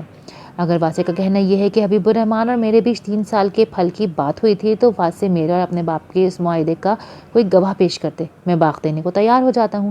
جبار احمد نے بڑے تحمل اور بردباری سے اس کی بات سن کر یہ جواب دیا، اور واسے نے بے یقینی سے جبار چچا کو دیکھ کر بے ساختہ اسفند اور رئیس کی طرف دیکھا۔ وہ دونوں بھی ہکا بکا تھے۔ واسے نے بڑی مشکل سے خود کو اس جھٹکے سے سنبھال کر دوبارہ چچا کی طرف دیکھا۔ اور آپ کا کہنا یہ ہے کہ میرے بابا کے ساتھ آپ کی 3 سال کی فصل پر بات نہیں ہوئی تھی؟ صحیح ہے، مان لیا۔ تو ہم آپ سے پوچھتے ہیں کہ چاچا جی، آپ تو خود فریق ہیں اس معاہدے کے، آپ ہی ہمیں بتائیں کہ بابا سے آپ کا ایسا کیا معاہدہ ہوا تھا کہ پچھلے 10 سال گزر جانے کے باوجود باغ آپ کے تصرف میں ہی ہے؟ سچ تو یہ ہے کہ حبیب الرحمن نے 15 لاکھ کے عوض باغ کا وہ اجاڑ ویران ٹکڑا مجھے فروخت کر دیا تھا، جس میں سیب خوبانی کے چند ایک درختوں کے سوا کچھ نہیں تھا۔ 15 یا 5؟ واسے نے تصحیح کرنے کی کوشش کی۔ پورے 15 لاکھ میرے بچے؟ جبار چچا استہزائیہ ہنسے۔ تو اس کا کوئی ثبوت؟ ہاں بالکل ہے۔ انہوں نے جیب سے ایک پیلا رول کیا ہوا کاغذ نکالا اور آقا جان کے حوالے کر دیا۔ آقا جان نے اس کاغذ کو کھول کر ایک نظر پڑنے کے بعد واسے کی طرف بڑھا دیا۔ واسے کو دیکھ کر حیرت ہوئی کہ وہ عدالتی پیپر نہیں تھا، بلکہ سادہ کاغذ پہ لکھی ایک عام سی مختصر تحریر تھی کہ میں حبیب الرحمن 15 لاکھ کے عوض اپنا باغ عبدالجبار کو دے رہا ہوں۔ نیچے عبدالجبار اور حبیب الرحمن کے دستخط تھے۔ واسے نے تحریر کو دوبارہ پڑھا۔ کہیں کہیں کٹنگز تھیں، اور ایک واضح کٹنگ اپنا باغ اور عبدالجبار کے درمیان کچھ 1.5 انچ جتنی جگہ پر لگی ہوئی تھی۔ واسے نے اس لائن کو پورے دھیان سے بار بار پڑھا، اور پھر انگلی رکھ کر جبار چچا کی طرف دیکھا۔ اپنا باغ 3 سال کے لیے عبدالجبار کے حوالے کر رہا ہوں، ایسا نہیں لکھا؟ جبار نے پہلو بدل کر باقیوں کی طرف دیکھا۔ میں قرآن پاک کی گواہی دینے کو تیار ہوں کہ یہ کاغذ یا دستاویز سب اصلی ہے، اور نہ ہی میں نے کوئی کٹنگ کی ہے۔ واسے گواہ لا سکتا ہے تو لائے، ورنہ اس تحریر کو ٹھیک مانا جائے۔ لیکن جبار، تمہیں خرید و فروخت کا کام پکے کاغذ پہ کرنا چاہیے تھا، ایسا سادہ کاغذ کیوں؟ آقا جان نے اپنی موٹی ناک کے پیچھے سے جبار کو دیکھا۔ کیونکہ لالا، یہ لین دین ہم 2 سگے بھائیوں کے بیچ ہو رہا تھا، تو ہم عدالت وغیرہ کے چکروں میں نہیں پڑے۔ اور حبیب الرحمن کی طبیعت کو تو آپ پہلے سے جانتے تھے، وہ تو اتنے پر بھی راضی نہیں تھا۔ یہ تو میں نے ہی زبردستی بیٹھے بیٹھے تحریر کروا لیا کہ احتیاط اچھی چیز ہے۔ اور اس تحریر کے وقت وہاں اور کوئی موجود نہیں تھا؟ آقا جان نے یہ سوال بھی جبار چچا کی طرف دیکھ کر پوچھا۔ جی بس ہم دونوں ہی تھے، جبار چچا نے اسی اطمینان سے جواب دیا تو لہجے بھر کو آقا جان بھی سوچ میں پڑ گئے۔ اگرچہ واسے کا ساتھ دینے کی اس روز وہ تیار نہیں تھے، لیکن باغ کے معاملے میں وہ دل سے واسے کے ہی ساتھ تھے۔ جبار کے اعتماد نے ان کے اندر بھی مایوسی بھر دی کہ واسے بالآخر باغ سے محروم ہونے کے قریب تھا۔ انہوں نے سخت باری دل کے ساتھ واسے کو کہا، کیا کہتے ہو واسے، اس کاغذ کے سچے یا جھوٹے ہونے پر قسمیں طے کر لی جائیں؟ میں نہیں چاہتا آقا جان کہ قسموں وغیرہ کی نوبت آئے۔ میں اپنے بابا جان کے دستخط پہچانتا ہوں، یہ پیپرز بھی غلط نہیں ہیں، لیکن میری درخواست ہے کہ فیصلہ ابھی نہ سنایا جائے، مجھے کچھ وقت سوچنے کے لیے دیا جائے۔ کیوں واسے بھائی، جب تم خود مان رہے ہو کہ پیپر اصلی ہیں، دستاویز اصلی ہے، دستخط اصلی ہیں، تو پھر فیصلہ بھی ہو جانے دو۔ جبار بھائی کے سچ سے انکاری ہو کر تم اپنے سفید سر والے چچا کی توہین کرنا چاہتے ہو کیا؟ خلیل پپا قدرے جوش سے اٹھ کھڑے ہوئے تو آقا جان نے سخت ناراضگی سے خلیل کو گھورا۔ وقت مانگنے سے جبار کی کوئی توہین نہیں ہو جاتی، سوچنے کے لیے وقت مانگنا واسے کا قانونی حق ہے۔ تم آرام سے سوچ بچار کر لو واسے، ہم اگلی ملاقات پر فیصلہ کریں گے۔ آخر میں انہوں نے واسے کو مخاطب کرتے ہوئے بات سمیٹ دی، اور جبار احمد طنزیہ مسکراتے اٹھ کھڑے ہوئے، جیسے کہتے ہوں، لے لو اتنا وقت بھی، دیکھتے ہیں کیا تیر مار لو گے۔ کیا واقعی کاغذ اصلی تھا لالا؟ اسفند نے سوالیہ نظروں سے واسے کو دیکھا۔ ہاں کاغذ صحیح ہے۔ واسے نے ایک گہرا سانس لیا۔ ویسے بھی جرگے میں چاچا صرف وہی چیز دکھائیں گے کل کو جس کے چچا کے سچ کرنے پہ قسم کھانے کے لیے آسانی ہو، لیکن یہ پیپر مستند اور سرکاری تو نہیں تھا؟ رئیس نے جیسے دلاسا دینے کی کوشش کی۔ جرگوں میں جھوٹ اور سچ اہم ہوتے ہیں، کاغذ جیسا بھی ہو، دستخط اگر بابا کے ہیں تو جرگے کی نظر میں یہی مستند ہے۔ واسے آج خود کو بھی تسلی دینے کے موڈ میں نہیں تھا۔ لیکن وہ کٹنگز، وہ تو صاف ہیرا پھیری ہے لالا۔ اسفند بھی سخت بھنایا ہوا سا لگ رہا تھا۔ چاچا نے وہ لکھائی بھی کسی اور سے کٹوائی ہوگی، تبھی کہہ رہے تھے کہ قرآن پر ہاتھ رکھنے کو تیار ہیں۔ وہ یہ ہر بات پہلے سے سوچے بیٹھے ہیں، مجھ سے کہیں زیادہ تیار ہیں وہ لوگ۔ واسے نے لب بھینچے۔ تو حبیب چچا نے کبھی کاغذ کا ذکر کیا تھا گھر پہ؟ نہیں، کیونکہ تم نے سنا نا، جبار چچا خود ہی بتا رہے تھے کہ حبیب الرحمن اسے بھی ضروری نہیں سمجھ رہے تھے، اور وہ ٹھیک کہہ رہے تھے، کیونکہ میرے بابا بڑے وفادار تھے۔ کچھ معاملوں میں ان کے لیے یہ سوچ ہی بڑی ندامت کا باعث ہوگی کہ وہ اپنے بھائی سے کوئی ثبوت مانگیں۔ اور گواہ لالا؟ اسفند نے یاد دلایا تو واسع نے سرنفی میں ہلا دیا۔ گواہ تو کوئی نہیں۔ تو پھر؟ رئیس نے دکھ سے واسع کو دیکھا۔ تو پھر یہ کہ ہم نے ٹائم کیوں مانگا؟ واسع نے ہنس کر جملہ پورا کیا، لیکن اسفند اور رئیس سنجیدہ ہی رہے۔ بھائی ہار ہی ماننی ہے تو ذہنی طور پر کچھ تیار ہو کر مانے۔ آج میں مینٹلی بالکل ریڈی نہیں تھا۔ وہ بدستور خود پر ہنس رہا تھا، جبکہ اس کی بے بسی پر اسفند اور رئیس کا بری طرح دل کٹ رہا تھا۔ مایوس نہ ہو لالا، اللہ پاک کوئی نہ کوئی راستہ ضرور نکالیں گے۔ آپ نے ٹائم مانگ کر اچھا ہی کیا۔ اسفند نے حوصلہ بڑھانے کی کوشش کی اور مسکراتا ہوا واسع گھر کی طرف بڑھ گیا۔ ذہن آگے کے متعلق بالکل خالی تھا۔ اب کسی راستے کا کم از کم اسے تو کوئی امکان نظر نہیں آ رہا تھا۔ کچھ دیر تو بیٹھ جاؤ ذکی، مجھے بھی جرگے کی کچھ تفصیل سناؤ۔ تمہارے بابا کو تو دن رات مہمانوں سے ہی فرصت نہیں۔ نگار ناشتے سے فراغت پا کر کمرے میں واپس آئیں تو ذکی بھی جانے کے لیے تیار ہوتا نظر آیا، اور ماں کی بات سن کر ذکی جانے کس خیال سے ایک دم کھل کر ہنس دیا۔ خوش لگ رہے ہو؟ نگار بھی مسکرا دی۔ لگتا ہے بات کچھ اپنے حق میں ہوئی ہے۔ ایسی ویسی؟ اس وکیل کے بچے کو تو چاروں خانے چت کر دیا ہم نے۔ پھر تو حیرانی کی بات ہے، ہم تو سمجھ رہے تھے وکالت پڑھ رہا ہے، قانونی طریقے سے واپس مانگے گا۔ نگار سوچنے لگی۔ اسے کہتے ہیں گیدڑ کی شامت آنا، ذکی نے کہا لگایا۔ ویسے تو ہم نے قانونی کاغذ بھی بنوا رکھے تھے جو ہم عدالت میں ہی دکھاتے، لیکن اس بے وقوف کو اس کی دور کی سوچ لے ڈوبی۔ بابا تو کل تک سوچ بھی نہیں سکتے تھے کہ ایک سادہ کاغذ ان کے کتنے کام آنے والا ہے۔ ذکی نے مسکراتے ہوئے مزے لے کر ماں کو جرگے کی تفصیل سنائی۔ چلو اب گواہ ڈھونڈتا پھرے گا۔ نگار نے بھی کہا لگایا۔ واسع تو اپنے بچھائے جال میں آپ ہی پھنس گیا سمجھو۔ سب ہماری محنت کا پھل ہے اماں، کتنا پیسہ لگایا ہم نے اس اتنے سے ٹکڑے پر، اور یہ لوگ پکے پکائے کو بس لپک کر ہضم کرنے کی نیت پر تھے۔ میرے بابا کی محنت تھی جس نے بیکار پڑی زمین کو سونا بنا دیا، اور انہیں دیکھیں، رقم لے کر بہنوں کی شادیوں پر اڑا کر پھر سے حقدار بننے آ گئے۔ حد ہے ڈٹائی کی۔ اور کیا؟ ذکی کے لیے واسع کا باغ، واسع کا ڈیرا اب مدت ہوئی اپنا باغ اپنا ڈیرا بن چکے تھے۔ تبھی اس حقیقت سے بھی برستے ہوئے وہ نظریں پھیر چکا تھا کہ حقدار کون ہے اور غاصب کون۔ یوں سمجھو اس کا جرگے کے راستے سے آنا ہمارے لیے اللہ کی مدد تھا۔ میرے بچوں کی چیز انہی کے پاس رہ گئی۔ میرے اللہ تیرا لاکھ شکر ہے۔ نگار ہاتھ اٹھا کر اللہ کا شکر ادا کرنے لگی، تبھی دروازہ کھول کر کمرے میں نیلم داخل ہوئی۔ شبنم کی کال ہے۔ اس نے موبائل والا ہاتھ آگے کیا۔ بسم اللہ۔ نگار کا چہرہ شبنم کا نام سنتے ہی کھل اٹھا۔ سنگے بچے ٹھیک ہو؟ ہاں بس فارغ ہی بیٹھی تھی، تم سناؤ، آج تو اتنی صبح صبح فون؟ اچھا۔ نگار کا حیرت اور خوشی سے منہ کھلا، وہ بغور شبنم کی بات سن رہی تھی۔ کچھ دیر اسے آرام اور احتیاط کی ہدایت کرتے پھر مسکرا کر کال کاٹ دی۔ کیا ہوا، سب خیریت؟ ذکی کو لگا بات تو کچھ خاص ہی ہے، پر اماں چھپا رہی ہیں۔ ہاں سب خیریت ہے، یوں سمجھو ہر طرف سے خوشی کی خبریں مل رہی ہیں، آج تو مٹھائی بانٹنی چاہیے۔ جرگے کی خوشی تو اب ذرا قابو میں ہی رکھیں۔ ذکی مسکراتے ہوئے اٹھ کھڑا ہوا۔ اگلے جرگے میں ذرا اس واسع کو بنا گواہوں کے آ لینے دیں، یہ بھی مشیران کے منہ سے ذرا اپنے ہار کا باقاعدہ اعلان سن لے، پھر مناتے ہیں کھل کر خوشی۔ اس کے باغ میں گاؤں بھر کی دعوت نہ کی تو نام بدل دینا میرا۔ ابھی اور جرگہ باقی ہے؟ نگار کچھ بدمزہ سی ہو گئی۔ ہاں نا، وقت مانگا تھا اس نے، مہا سے آنے نے۔ ذکی مسکراتے ہوئے مضحکہ اڑاتا باہر نکل گیا، اور نیلم نے نہایت دکھ سے اس کی پشت کو گھورا۔ شبنم کے ہاں ماشاءاللہ سے خوشخبری ہے۔ نگار سے مزید ضبط نہ ہو سکا، فوراً ہی نیلم کو بتا دیا جو اس وقت کچھ چپ چاپ اور اداسی نظروں سے دیکھ رہی تھی۔ ماں کی بات سنی تو ہلکا سا مسکرا دی۔ اللہ جب بندے پر مہربان ہونا سب سیدھے سیدھے ہاتھ سے ہوتا چلا جاتا ہے۔ نگار نے بھرپور اعتماد اور غرور سے نیلم کو دیکھا، وہ بے اختیار ہنس دی۔ مہربانی یا ڈھیل؟ کیا بکتی ہو منوس، کبھی تو کچھ اچھا پوٹ لیا کرو اس منہ سے۔ نگار نے تیوری چڑھا کر سخت غصے سے اپنی منہ پھٹ اولاد کو دیکھا، جو تعصب سے نفی میں سر ہلاتے بالکل قائل نہ ہوتے ہوئے وہاں سے اٹھ گئی تھی۔ امتحانوں سے فراغت کے بعد نازنین نے بسد اصرار ایک پرائیویٹ اسکول میں جاب کر لی۔ یہ اسکول گھر سے بس کچھ ہی فاصلے پر تھا۔ معلزمہ بھی یہیں پڑھتی تھی۔ نازنین کے ذہن میں یہاں جاب کرنے کا آئیڈیا پہلے سے ہی تھا، لیکن وہ اپنے امتحانوں کی وجہ سے مجبور تھی۔ گاؤں کے اس چھوٹے اور سادہ سے اسکول میں اس کا جی بھی لگ گیا تھا۔ اب وہ اور معلزمہ صبح ایک ساتھ نکلتی اور واپسی بھی ساتھ ہو جاتی۔ نغمہ سے اجازت ملنے میں تو کوئی دقت پیش نہیں آئی، کیونکہ وہ بھی اس کی فراغت دیکھتے خوش تھی۔ البتہ سیف اللہ کو بڑی مشکل سے منانا پڑا۔ بہرحال اچھا ہوا کہ وہ مان ہی گیا۔ نازنین کے لیے نوکری اہم بھی بہت تھی۔ شادی شدہ بہن کے گھر نامعلوم مدت تک کے لیے رہنا اپنی ذات پر ایک بوجھ سہنے کے مترادف تھا۔ معمولی تنخواہ کی نوکری اگرچہ اس کا کوئی بڑا بوجھ نہیں بٹا سکتی تھی، لیکن اسے اپنے محسنوں کو ان کے احسان کی قیمت نہیں چکانی تھی، بلکہ اپنی محنت کی کمائی سے گاہے بگاہے ان سب کو تحائف وغیرہ دینا اس کے اپنے دلی سکون کا باعث تھا۔ وقت بھی مصروف گزر رہا تھا اور پڑھا لکھا گاؤں کے بچیوں کے کام آ رہا تھا۔ یہ بھی کسی خدمت سے کم تو نہیں تھا نا؟ وہ ان دنوں بہت خوش اور مطمئن تھی۔ پشمینہ سے اس کے تعلقات واپس آ کر جھکے تو تھے۔ نازنین نے اس سے اپنے رویے میں کسی قسم کی سرد مہری نہیں آنے دی تھی۔ واپس آ کر وہ یوں ہو گئی جیسے جانے سے پہلے کچھ ہوا ہی نہیں۔ موبائل اول روز کی طرح آج بھی چھت پر رکھا رہتا۔ پشمینہ یوں تو اب کافی محتاط ہو گئی تھی، لیکن دل کے ہاتھوں مجبور ہو کر 1.5-2 روز کے وقفے سے بالآخر اٹھا ہی لیتی۔ نازنین نے ٹوکنا اور منع کرنا چھوڑ دیا تھا۔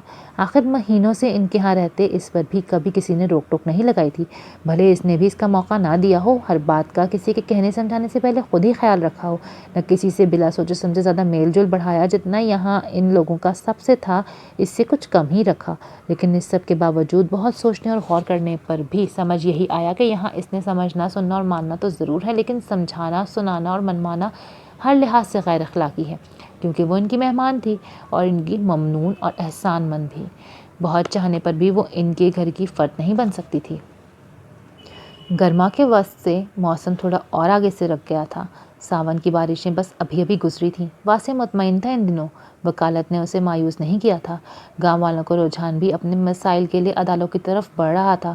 وہ یہ بھی اچھی طرح جانتا تھا کہ عدالت کے راستے سے جانے پر اس کی اپنی کامیابی بھی یقینی تھی، لیکن اس راستے میں اپناپن کہیں بہت پیچھے چھوڑ کر آنا پڑتا ہے۔ غیریت کا احساس اس کا دل ڈرانے لگتا اور اسے لگتا بابا کی روح شاید اس سے ناخوش ہو جائے۔ تبھی خاندانی جرگے کے مختصر ترین اجماع میں مصالحت کے راستے سے آنا ہی اس کے دل کی حقیقی تسلی اور تشفی کا باعث تھا۔ اس کے دماغ میں باغ کا حصول بھوت بن کر سوار ہوا ہوتا تو وہ بھی خود غرضی اور مطلبی بن کر سوچتا۔ یہ اور بات کہ انسان کی نیت کو دیکھنے اور سمجھنے والے یہاں بہت کم ہی نصیب ہوتے ہیں۔ عدالت سے واپسی پر بھی وہ پھر پتھریلے راستے سے پیدل آیا تھا۔ موٹر سائیکل آج بھی ایک خواب تھا اور جس کا پورا ہونا فی الحال مشکل ہی نظر آ رہا تھا۔ آقا جان کے ڈیرے کے باہر سیف لالا سے ملاقات ہوئی تو وہ اسے ساتھ لیے اندر ڈیرے میں آ گئے۔ کچھ سنجیدہ لگ رہے تھے۔ واسے کو صاف لگا کچھ کہنا چاہتے ہیں، لیکن انہوں نے خود کچھ کہنے کے بجائے اسے آقا جان کے سامنے لا کھڑا کیا، اور وہ بھی واسے کی طرف دیکھتے کچھ متفکر سے دکھائی دیا، جس سے بولنے کے لیے مناسب الفاظ سوچ رہے ہوں۔ سب خیریت ہے آقا جان؟ ہاں وہ بیٹھو۔ وہ عجب مخمصے میں لگ رہے تھے۔ واسے کو پریشانی ہونے لگی، خاموشی سے ان کے سامنے ہی بیٹھ گیا۔ جی واسے، وہ جرگے کا معاملہ باغ کے لیے؟ جی تم نے وقت مانگا تھا نا سوچنے کے لیے؟ تو وہ کہتے کہتے جھجک کر رک گئے۔ وہ تو جو کا تو ہے، سوچنے پر بھی کچھ سمجھ نہیں آ رہا کہ کیا کیا جا سکتا ہے۔ واسے کے اعصاب بھی ایک دم ڈھیلے ہوئے۔ بس جس موضوع پر وہ بات کرنے سے اور سوچنے سے گریز کر رہا تھا پھر سے چھیڑ دیا گیا تھا۔ جبار نے کہا ہے کہ جرگے کو دوبارہ اکٹھا کریں۔ واسے گواہ پیش نہیں کر سکتا تو جلد از جلد معاملے کو نمٹائیں۔ دراصل اس نے اسی جمعرات کو جرگہ بلایا ہے، آقا جان نے مزید واضح کیا۔ واسے نے آہستہ سے اس بات میں سر ہلا دیا۔ چاچا جی جیسا کہہ رہے ہیں آپ کیجیے۔ وہ جواب دے کر اٹھ کھڑا ہوا۔ سوچنے کو واقعی کچھ نہیں رہ گیا تھا۔ یعنی اب 3 روز بعد بلایا جانے والا جرگہ 10 برسوں سے گم لٹ کے ایک اہم ترین معاملے کو بالآخر ایک تکلیف دہ انجام سے دوچار کرتے ہمیشہ کے لیے اس کے ہاتھ سے چھین لے جانے والا تھا۔ باغ اب سدا کے لیے چچا جان کا ہو جائے گا، جس کے بعد اس کے لیے دوبارہ اسے پانے کی ہر راہ بند ہو جائے گی۔ اب شاید عمر بھر اسے خود اپنے گھر والوں سے بھی طعنے سننے گزر جائے گی کہ پھر کیا ہوا اس کی زندگی کا وہ مقصد، کیا ہوئی اس کی وکالت کی ڈگری، اور کیا خاک وہ اپنی پڑھائی سے کسی اور کو فائدہ دے پائے گا جو اس سے خود کوئی فائدہ نہیں اٹھا سکا۔ رباب نے بڑے دنوں بعد ایک طرح سے آج اپنی انا مار کر نصیر سے یوں ہی حال احوال کا میسج کیا تھا۔ موبائل رابطے کے معاملے میں وہ واقعی انتہا کا سست نکلا تھا، اور اب تو کچھ اس کا بدلا رویہ بھی۔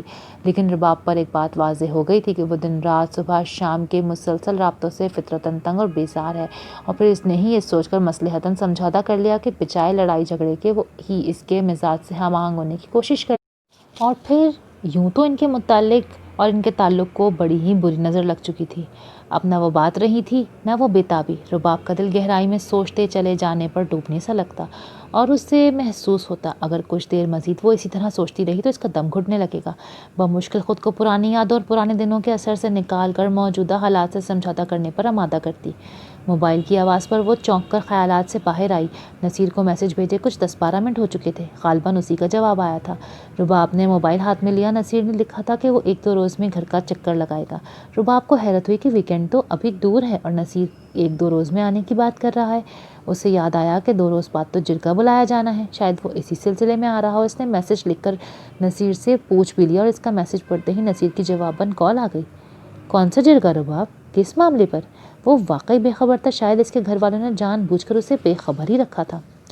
جبار چچا سے لالا نے وقت مانگا تھا نا، تو جبار چچا آپ کہہ رہے ہیں کہ اگر گواہ اور ثبوت کوئی نہیں ہے تو فیصلہ کر دیں۔ اوہ اچھا، تو پھر ہم بہت پریشان ہیں نصیر۔ لالا کہتے ہیں 2 روز بعد باغ ہمیشہ کے لیے ان کا ہو جائے گا، بس ابھی سے ذہن میں یہ بات بٹھا لو۔ رباب دکھی پریشان تھی۔ نصیر کے دل کو پوری طرح سے چوٹ پہنچی۔ وہ لوگ یقیناً ان دنوں بڑی مشکل حالات سے گزر رہے تھے اور بظاہر تو اس مسئلے کا کوئی حل نہیں تھا، نہ ہی بہتری کی کوئی امید۔ دل اس لمحے اپنی بے خبری اور بے حسی پر بری طرح سے نادم ہوا۔ واسع کہاں ہے؟ معلوم نہیں، کہیں چلے گئے ہیں۔ میں نے آنا تو جمعے کو تھا، لیکن جرگے کی وجہ سے جمعرات کو ہی چلا آتا ہوں۔ نصیر نے کچھ دیر سوچ کر اپنا فیصلہ سنایا تو رباب کا دل ایک جذب سے دھڑکا۔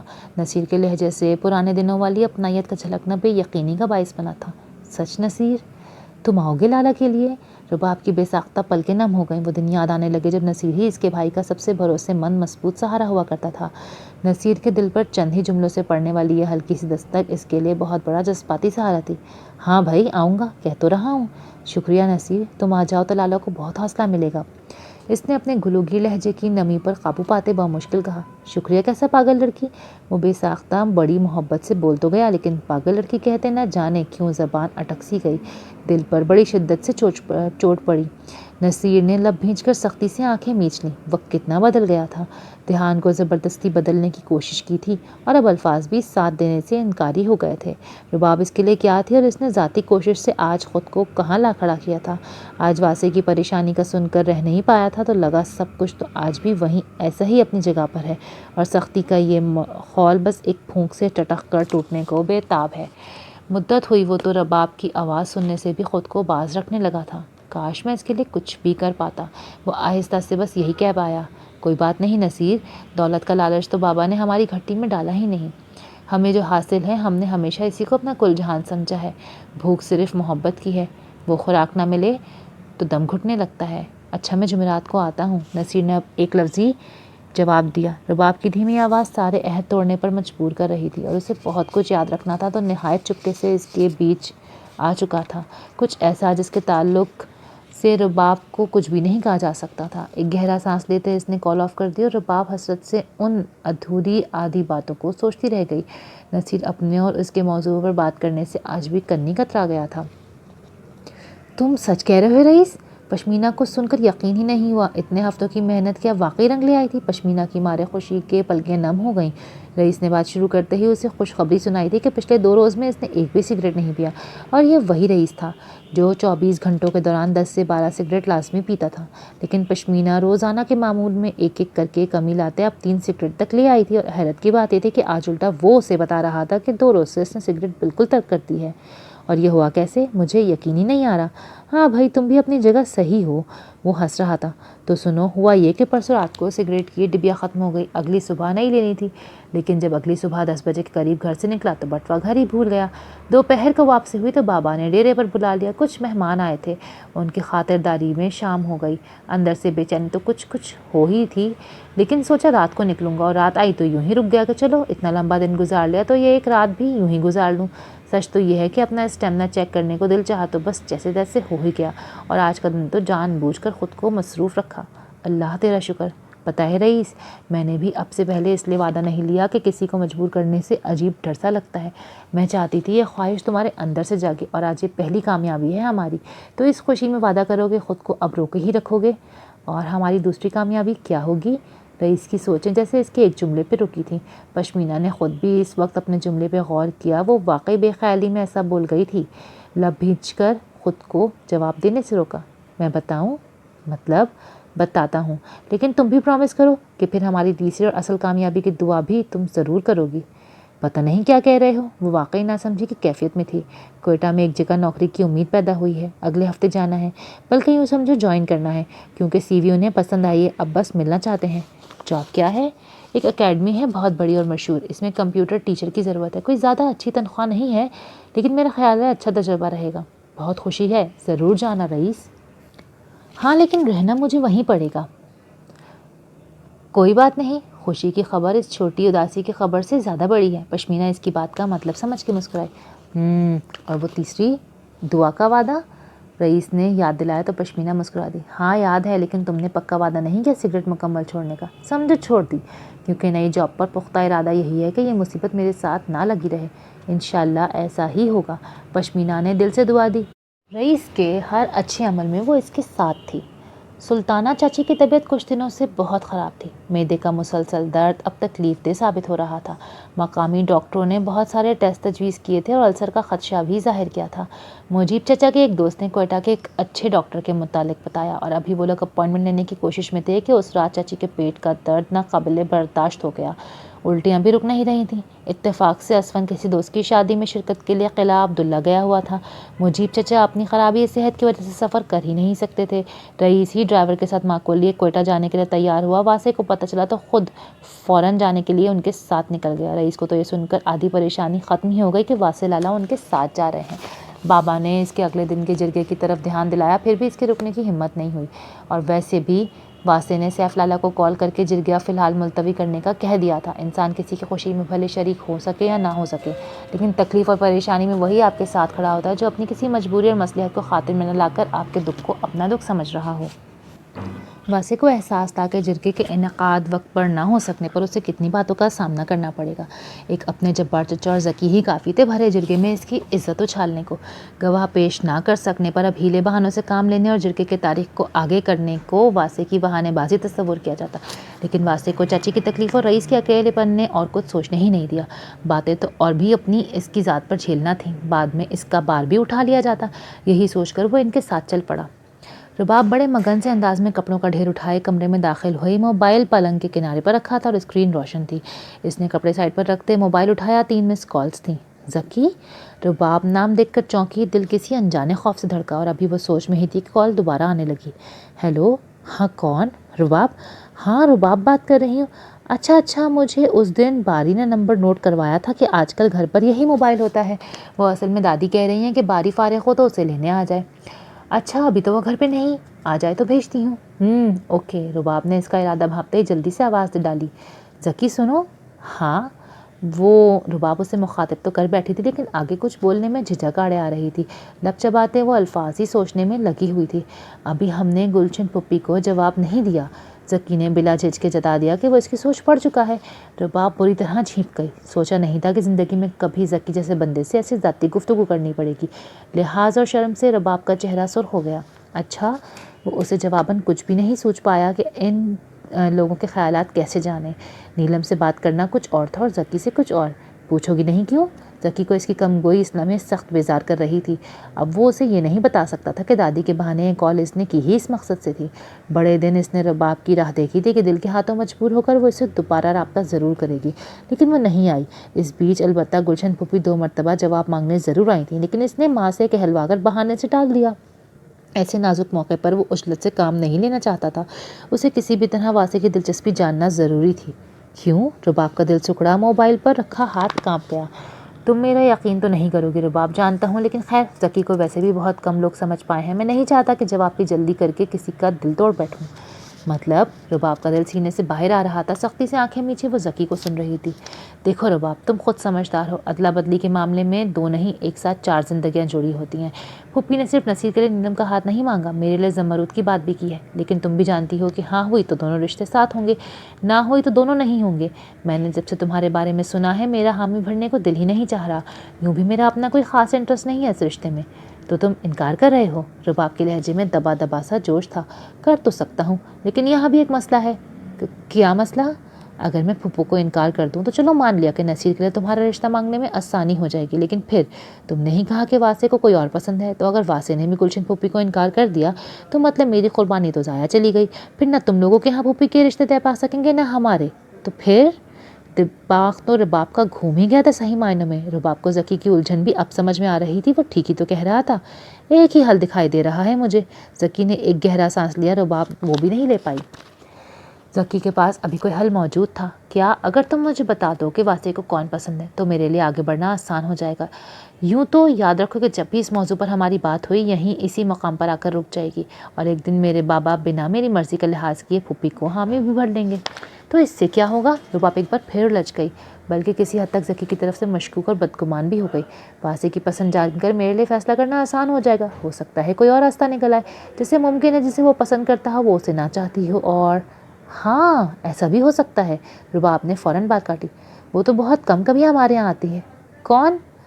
وہ رباب نے تھوک نکلتے بس لہجے پر کچھ سوچا، اور شاید اسے ذکی کو یہ بات بتانی نہیں چاہیے، لیکن اگلے ہی پل کوئی راہ نہ پاتے بتانے کا فیصلہ کر لیا۔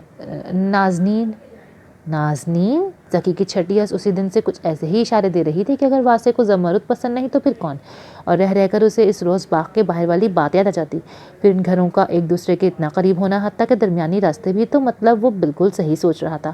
آنکھیں چھوٹی کر کے اس نے رباب کو ٹریپ میں لینے کے لیے جملے ترتیب دیے، اگرچہ اپنی دلی کیفیت اس لمحے آندھی طوفانوں سے ٹکرا چکی تھی، لیکن اسے اپنے حواسوں میں رہ کر بات آگے بڑھانا تھی۔ نازنین وہ نغمہ بھابھی کی بہن؟ اوہ، لیکن اس کے متعلق تو… ذکی نے جان بوجھ کر جملہ روکا، جیسے بے ساختہ ہی کچھ سمجھتے ہوئے کہتے کہتے رہ گیا ہو۔ اس کے متعلق کیا؟ تم یقین نہیں کرو گی رباب، ذکی نے لہجہ سنجیدہ کیا۔ دراصل شبنم کی شادی میں وہ بہت اچھی لگی تھی مجھے، تو میں نے اماں سے اس کے رشتے کی بات کی تھی۔ تمہیں نازنین؟ رباب حیران ہی نہیں دنگ رہ گئی، ذہن ایک ساتھ کئی اطراف میں دوڑا۔ ذکی کا بیان کوئی سازش نہ ہو، واسے کے خلاف کوئی چال؟ ذکی تم کہیں واسے کی ضد میں تو نہیں؟ رباب کی آنکھیں خوف سے پھیلنے لگیں۔ واللہ بخدا تم غلط سمجھ رہی ہو، کوئی بھی الزام لگا لو رباب، لیکن مجھے اتنا نیچ نہ سمجھو۔ ذکی تڑپ ہی اٹھا، اگر ایسی کوئی بات ہوتی تو میں تمہارے ساتھ اپنا یہ راز کبھی شیئر نہ کرتا، معاملہ صرف اور صرف میری محبت کا ہے۔ سوری ذکی، بس میں ذرا زیادہ پریشان ہو گئی۔ رباب کو اپنی صاف کوئی پر شرمندگی سی ہوئی، دماغ ہی بالکل معاف ہونے لگا تھا، نہ جانے یہ معاملہ کہاں جانے والا تھا، اسے تو کچھ سمجھ میں ہی نہیں آ رہا تھا۔ ابھی تم نے کہا رباب کے نازنین کو واسے میں کوئی دلچسپی نہیں؟ ذکی کے لیے اصل بات جان کر آگے بڑھنا واقعی آسان ہو گیا تھا، اور وہ یہ بھی دیکھ رہا تھا کہ رباب کی عقل ہرگز اس موقع پر کام نہیں کر رہی، اسی لیے بہت سوچ سمجھ کر اب اسے ہی اپنا معاملہ اپنے حق میں کرنا تھا۔ ہاں مجھے تو کبھی ایسا نہیں لگا، لیکن اس سے کیا فرق پڑتا ہے، لانا نے اماں سے رشتہ مانگنے کے لیے کہا ہے۔ ذکی نے ایک مصنوعی آہ بھری، مطلب پھوپھی کو انکار کرنے کا ہمیں کوئی فائدہ نہیں ہوگا، کیونکہ ہمارے انکار کے بعد نصیر اگر آپ لوگوں کی طرف بدلے کی بات کرے تو واسے ہی نہیں مانے گا۔ اماں اس سے بات کر لیں گی؟ رباب کا لہجہ شکست خوردہ سا تھا کہ بات تو ذکی ٹھیک کر رہا تھا، اور وہ پھر بھی نہ مانا۔ رباب تو اسے تو تمہارے اور نصیر کے متعلق پتہ بھی نہیں ہوگا، ہے نا؟ ہاں، رباب کا اقرار بھی ہار ماننے جیسا تھا۔ لیکن میں تو جانتا ہوں نا رباب، اور میں بھی تمہارا بھائی ہوں۔ اگر تم چاہو تو میرے ذہن میں ایک ترکیب ہے، اور یہ ایسا پلان ہے کہ اگر پورا ہو گیا تو تمہاری اور نصیر کی شادی یقینی ہے۔ ذکی اس مرتبہ پورے اعتماد اور محبت بھرے لہجے میں رباب کو یقین دلا رہا تھا، اور ذکی کی بات سن کر جس کا دل پوری طرح ڈوب کر ابھرا تھا، جواباً وہ کچھ نہیں بول پائی۔ اگر میں کسی طرح ایک بار نازنین سے مل پاؤں تو اس سے اپنے دل کی بات کہہ دوں گا، اور اس کے خیالات جان کر رشتہ بھی مانگ لوں گا۔ ایک بار میرا نازنین سے رشتہ ہو گیا تو واسے کے لیے سوائے زمرد سے شادی کرنے کے اور کوئی چارہ نہیں ہوگا۔ لیکن رباب کا گلا کانٹوں سے پر ہو گیا، یہ ذکی کیا کہہ رہا تھا؟ یہ کوئی پرفریب خواب تھا یا کوئی کڑوی کسیلی حقیقت؟ وہ واسے کے دل پر پاؤں رکھ کر نصیر سے شادی کرے؟ رباب کا سر شرمساری سے نفی میں ہلنے لگا۔ بھلا وہ اپنے لالا کے ساتھ ایسا دھوکہ کر سکتی ہے؟ اگر تم ہاں کر دو رباب تو میں آج ہی گلشن پھوپھی کو انکار کر دیتا ہوں، پھر تم خود دیکھو گی کہ حالات کیسے ہر گزرتے دن کے ساتھ تمہارے حق میں ہوتے جائیں گے۔ خود ہی سوچو بھلا، تمہاری اور نصیر کی برسوں پرانی محبت کا واسے کی یک طرفہ پسندیدگی سے کیا مقابلہ؟ چپ ہو جاؤ ذکی، خدا کے لیے۔ رباب چٹخ پڑی، میں اپنے لالا کو دھوکہ نہیں دے سکتی، بس کرو تم۔ اس نے اپنی دھڑ بھری سسکی کا گلا گھونٹتے موبائل بند کر کے دور پٹکا۔ سر درد سے پھٹا جا رہا تھا، بال ہاتھوں میں جکڑے وہ وہیں بیٹھ گئی۔ اس کے لیے اب ذکی کا ایک جملہ بھی برداشت کرنا محال تھا، لیکن یہ اس کی بھول تھی کہ موبائل دور پھینک دینے سے وہ ذکی اور اس کے ارادوں کی حد سے پرے ہو گئی تھی۔ انجانے میں وہ واسے کے جس راز کو ذکی کے حوالے کر بیٹھی تھی، وہ اب بھاگنے کی ہر راہ کو اس پر مسدود کرنے والا تھا۔ رباب نہیں جانتی تھی اسے لوٹ کر ایک مرتبہ پھر یہیں آنا ہے۔ وہ لوگ اذانوں کے وقت کوئٹہ پہنچے تھے، فوری طور پر چچی کو ایمرجنسی میں لے گئے۔ وہاں کچھ گھنٹہ بھر کی ٹریٹمنٹ کے بعد انہیں فارغ کر دیا گیا، اور ڈیوٹی پر موجود ڈاکٹر نے 9 بجے OPD پر ایک دوسرے ڈاکٹر سے چیک اپ کرانے کا کہا۔ یہ وہی ڈاکٹر تھے جس کے متعلق مجیب چچا کے دوست نے بتایا تھا۔ 6 بجے ان سب کو واسے اپنے ایک دوست کے ہاں لے آیا۔ یہاں انہوں نے کچھ دیر ریسٹ کی اور ناشتہ بھی کیا۔ چچی کے درد میں بھی اب افاقہ تھا۔ واسے نے اپنے دوست کو پہلے ہی اپنی آمد کے متعلق بتا دیا تھا۔ 9 بجے وہ رئیس اور ڈرائیور کے ساتھ دوبارہ چچی کو ہاسپٹل لے آیا۔ یہ ڈاکٹر شام کو اپنے پرائیویٹ کلینک میں بھی بیٹھتے تھے۔ امکان یہی تھا کہ دن کے چیک اپ کے بعد باقی کا وقت ٹیسٹ وغیرہ میں گزر جائے گا اور شام کو ٹیسٹ کی رپورٹ انہیں کلینک میں دکھا کر چچی کی دوائی وغیرہ لکھ کر مسلم باغ کے لیے واپس نکل جائیں گے۔ پرچی بنوا کر وہ تینوں ڈاکٹر کے کمرے کے باہر آئے تو یہاں کافی رش لگا تھا۔ نہ جانے اسپتالوں میں ایسی بے ہنگم صورتحال سے نمٹنے کا کوئی حل کیوں نہیں نکالا جاتا۔ او پی ڈی پر ایسی افراتفری کا عالم اب تو جیسے معمول بن چکا تھا۔ ایک تھکا دینے والے انتظار کے بعد اب وہ دروازے کے نزدیک آ چکے تھے اور اگلی باری انہی کی تھی۔ لالا آپ پیچھے نکل جائیں، اماں کو میں خود اندر لے جاؤں گا، زیادہ لوگوں کو شاید جانے نہ دیں، رئیس نے مڑ کر واسطے سے کہا تو وہ سر ہلاتے پیچھے ہٹنے لگا۔ بہت سے قدم الٹے چلتے اب وہ رش سے تقریباً باہر نکل آیا تھا۔ پلٹ کر سیدھا ہوتے گہری سانس لی، بازوؤں کو کھول کر ڈھیلا کیا، لیکن بے دہانی میں کسی کے ہاتھ سے ٹکرا گیا۔ اوہ سوری، وہ معذرت کرتے فوراً کچھ فاصلے پر ہوا، انجانے میں اس کا ہاتھ کسی خاتون سے ٹچ ہو گیا تھا۔ اس احساس سے واسطے کا افسوس تو چند ہو گیا، وہ ایک برقع پوش عورت تھی۔ سفید ٹوپی والے برقعے میں آنکھوں والی جگہ پر کریشے کی جالی بنی تھی۔ جالی سے جھانکتی دو روشن آنکھوں نے واسطے کو دیکھا اور دیکھنے کے بعد وہ عورت ایسی حواس باختہ ہوئی کہ منہ پہ ہاتھ رکھ کر فوراً وہاں سے بھاگی۔ انداز ایسا تھا جیسے کوئی بھوت دیکھ لیا ہو، اور بھاگتے ہوئے بھی پلٹ پلٹ کر پیچھے دیکھتے وہ طوفانی انداز میں لوگوں کو چیرتی ہوئی باہر نکل رہی تھی۔ واسطے کچھ نہ سمجھتے ہوئے تعجب سے اس عورت کی حرکات دیکھ رہا تھا۔ دماغ اس مسلسل مختصر مدت میں زیادہ تو نہیں سوچ پایا، البتہ اسے یہ خدشہ ضرور گزرا کہ عورت کسی مسموم ارادے سے وہاں موجود تھی اور اسے ٹکرانے کی وجہ سے بال بال کسی خطرے سے بچی تھی۔ کہیں وہ کوئی دہشت گرد تو نہیں اور اس نے اپنے جسم کے ساتھ کچھ باندھ تو نہیں رکھا، اور اس کا اندھا دھند بھاگنا۔ واسطے نے اس کو ہسپتال کے مین روڈ سے باہر نکلتے دیکھا تو اس بار خود بھی سرپٹ اس کے پیچھے دوڑ لگا دی۔ اب وہ اس مشکوک عورت کو یوں ہی ہاتھ سے جانے نہیں دے سکتا تھا۔ دروازے سے باہر آ کر واسطے نے دیکھا کہ سفید برقعے والی عورت نے آتشی رنگ کے کپڑے پہن رکھے تھے جو اس کی کلائیوں اور پائنجوں سے جھلکتے تھے۔ دور بھاگتی عورت کو آتشی جھلک سے پہچان کر وہ اور تیزی سے ادھر کو لپکا۔ عورت ابھی بھی گھبرا کر بھاگ رہی تھی اور اب اس کا رخ پارکنگ ایریا کی طرف تھا، اور جب تک واسطے وہاں پہنچا وہ ایک آدمی کو بازو سے بھینچے ہاسپٹل کی عمارت سے باہر نکل چکی تھی۔ آدمی کی چونکہ واسطے کی طرف پشت تھی، اسے بس علاقائی ٹوپی والا اونچا لمبا مرد سمجھ میں آیا۔ شکل دکھائی نہیں دے رہی تھی۔ ہاسپٹل سے نکل کر وہ دونوں ایک ویران سڑک پر دوڑ رہے تھے۔ رک جاؤ، واسطے نے اونچی آواز میں پکارا۔ ان کا آپس کا فاصلہ قریب 45-40 فٹ کا ہوگا۔ واسطے چند قدم دوڑ کر آگے آیا، تبھی سائیڈ والے روڈ سے 3-4 آدمی نکل کر اس سڑک پر آ گئے۔ ان دونوں کو پکڑو، واسطے نے ہاتھ لہرا کر ان آدمیوں سے مدد مانگی تو انہوں نے بھی بلا سوچے سمجھے اس مرد کو دبوچ لیا۔ عورت نے زور سے چیخ ماری، کچھ دیر رک کر پریشانی سے کچھ سوچا، پھر پلٹ کر پیچھے کو آئی۔ واسطے خدا کے لیے روکو انہیں۔ کون؟ واسطے اپنا نام سن کر بری طرح سے چونکا۔ عورت اس کا نام لے رہی تھی، یعنی وہ اسے جانتی تھی اور شاید اسی لیے بھاگ رہی تھی۔ وہ پہچاننے کی کوشش میں تھا جب وہ آدمی اس مرد کو پکڑ کر قریب لے آئے۔ ایک آدمی نے چیک والا رومال اس کی ناک سے ہٹایا اور اب اس کا چہرہ مکمل واضح کے سامنے تھا، اور جسے دیکھتے ہی واسطے بے اختیار 2 قدم پیچھے ہٹا اور اس تعجب بھری نگاہ سے اس نے اب کی بار اس عورت کو دیکھا۔ تم؟ باقی آئندہ۔